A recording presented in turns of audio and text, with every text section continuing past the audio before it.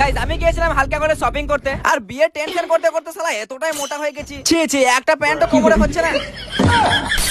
Guys সকাল সকাল এয়ারপোর্টে গিয়ে ট্রেনের জন্য ওয়েট করছিলাম। হ্যাঁ, তারপর বিকাল হতে ট্রেন ঢুকে গেল। আর গাইস ট্রেনের মধ্যে একটুকুও ভিড় ছিল না, তাই আমার কোনো অসুবিধা হয়নি। একদম দাঁড়িয়ে দাঁড়িয়ে ঘুমাতে ঘুমাতে পৌঁছে গেলাম দুর্গাপুর। হ্যাঁ, আসলে এখানে আমার হালকা করে শপিং করতে হবে। হ্যাঁ, তাই আর কি সাথে 2-4টা বাছুর ছানাকে নিয়ে ঢুকে গেলাম সবজি মার্কেটে।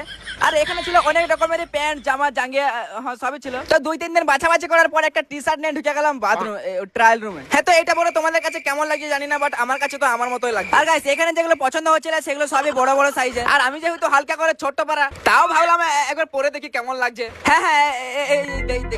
আর গাইস প্যান্টটা এতটা টাইট যে হাত সরালি বিপদ। ছি শালা 25 কমানো 36 প্যান্ট লাগে না, আবার কি সংসার করা যায়?